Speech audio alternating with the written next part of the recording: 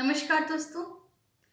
आज का ये वीडियो उन छात्रों और उनके अभिभावकों के लिए है जो इंजीनियरिंग कॉलेजेस में एडमिशन लेने के लिए एग्ज़ाम्स लिखने जा रहे हैं।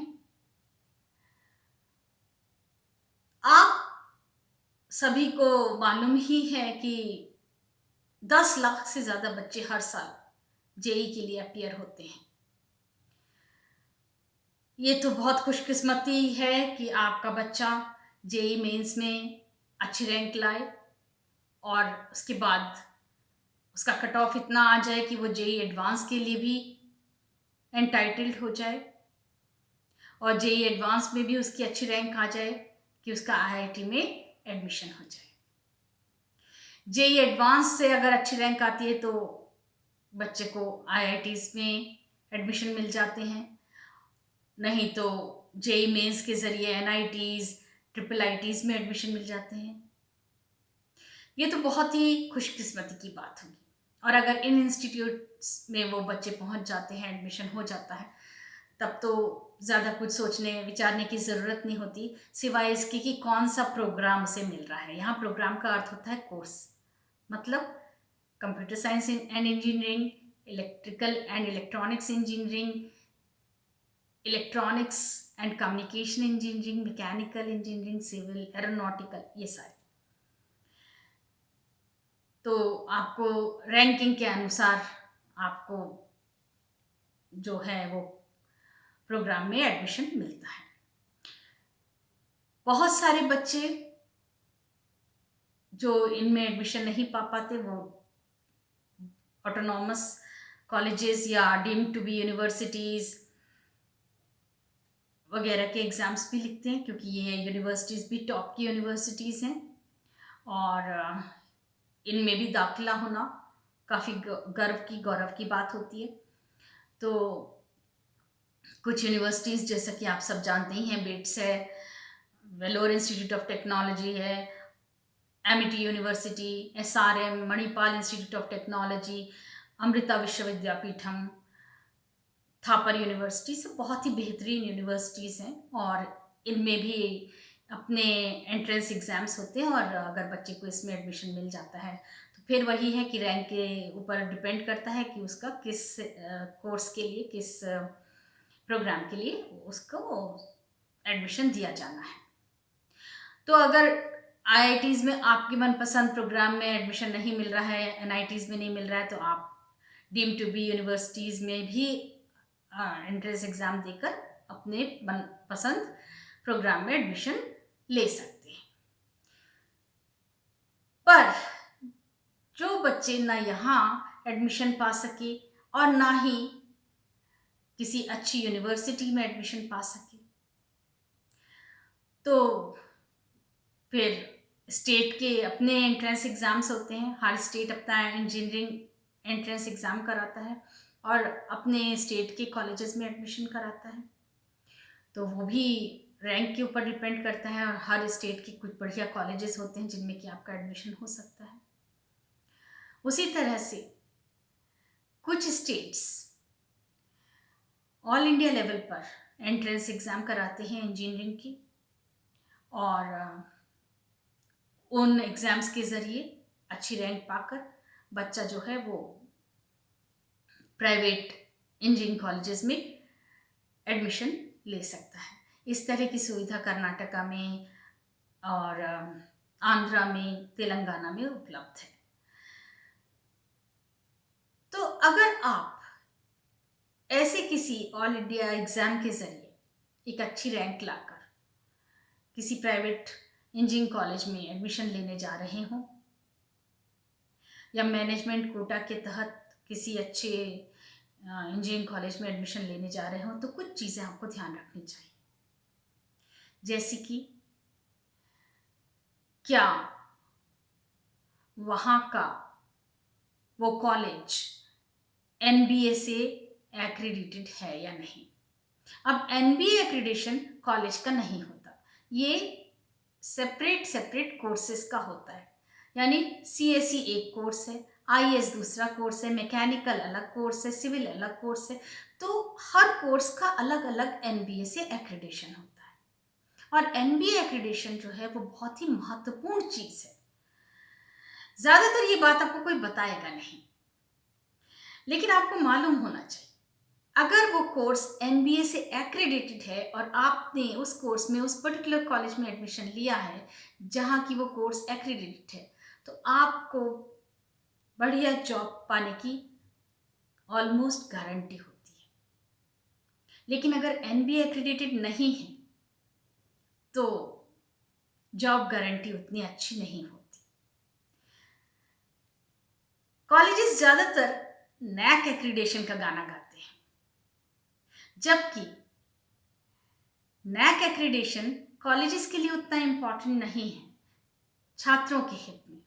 वो इंस्टीट्यूशन के हित में तो है, क्योंकि अगर वो नैक एक्रेडिटेड है तो आगे चलकर वो ऑटोनॉमस कॉलेज या डीम्ड टू बी यूनिवर्सिटी बन सकता है। लेकिन छात्रों के हित में एनबीए एक्रेडिशन ज्यादा है। अगर वो कोई भी कॉलेज, पहली बात तो हर इंजीनियरिंग कॉलेज एआईसीटी से एफिलिएटेड होगा ही होगा, तभी वो खोल सकता है अपना कॉलेज। उसी तरह से हर कॉलेज किसी न किसी यूनिवर्सिटी से एफिलिएटेड होता है, चाहे वो टेक्निकल यूनिवर्सिटी हो और चाहे वो ट्रेडिशनल यूनिवर्सिटी हो।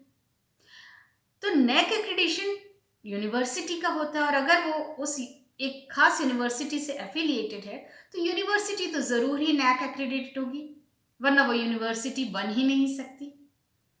तो इसलिए नैक एक्रेडिशन का महत्व, जैसा कि मैंने कहा, छात्रों के हित में कम है, इंस्टीट्यूशन के हित में ज्यादा है। लेकिन एनबीए का एक्रेडिशन अगर है उस पर्टिकुलर प्रोग्राम के लिए जिसमें आप एडमिशन लेने जा रहे हैं, तो वो आपके हित में होगा।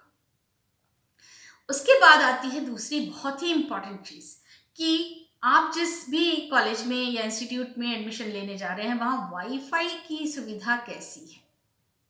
क्या वो इंटरनेट की फैसिलिटी स्टूडेंट्स को देता है 24 घंटों के लिए कि नहीं, 24/7? क्योंकि आज की डेट में इंटरनेट बहुत बड़ी जरूरत बन गया है, लग्जरी नहीं।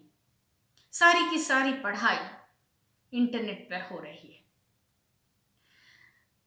अगर आप दुनिया के किसी भी चीज को, किसी भी टेक्नोलॉजी को ज्यादा अच्छे से जानना या समझना चाहते हैं तो आपको इंटरनेट की जरूरत है, और ये सुविधा कॉलेज को प्रोवाइड करना चाहिए अपने हर स्टूडेंट के लिए।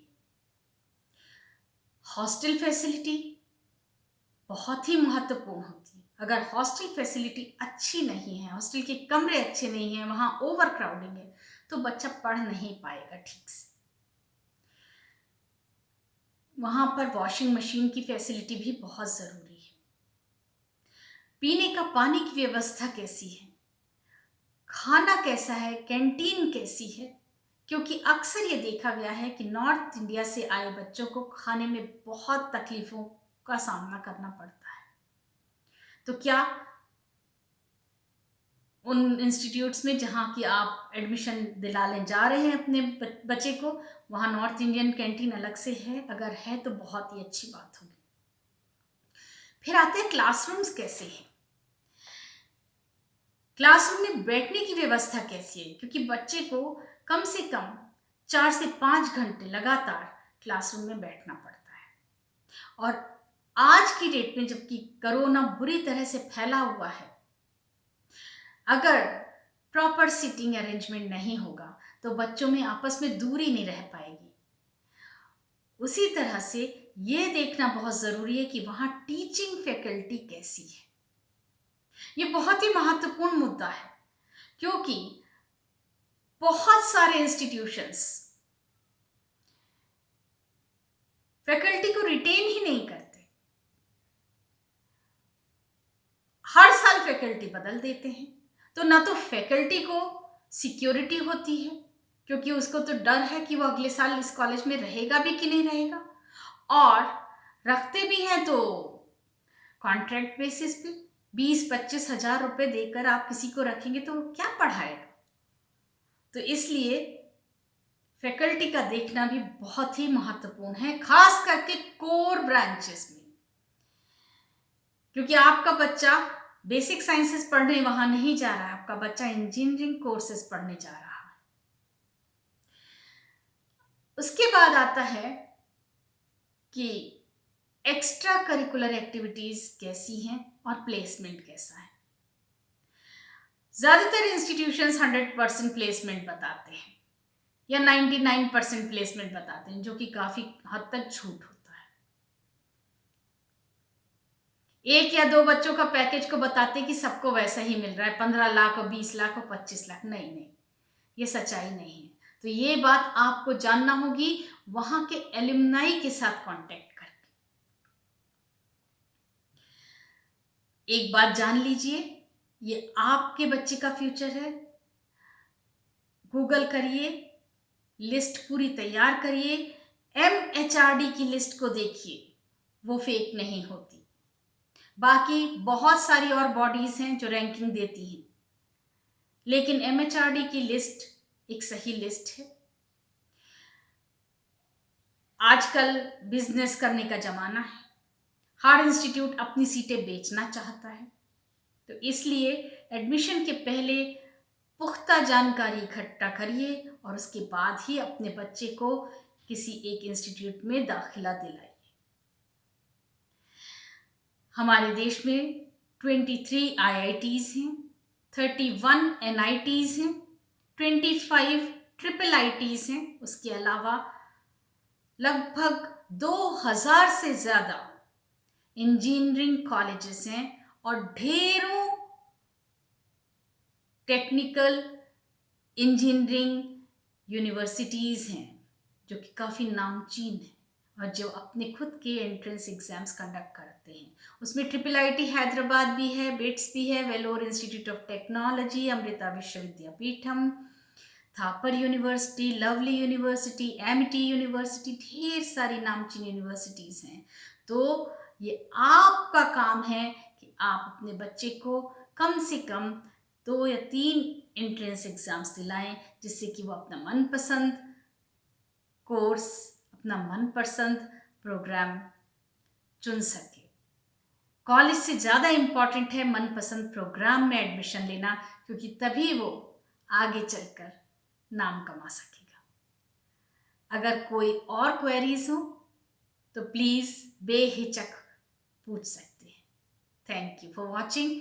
इस वीडियो को अपने उन मित्रों को भी ज़रूर दिखाइए जिनके बच्चे या तो इस साल अपीयर होने वाले हैं इंजीनियरिंग एंट्रेंस एग्जाम्स के लिए, या आने वाले सालों में वो अपीयर होंगे। Take care of yourself.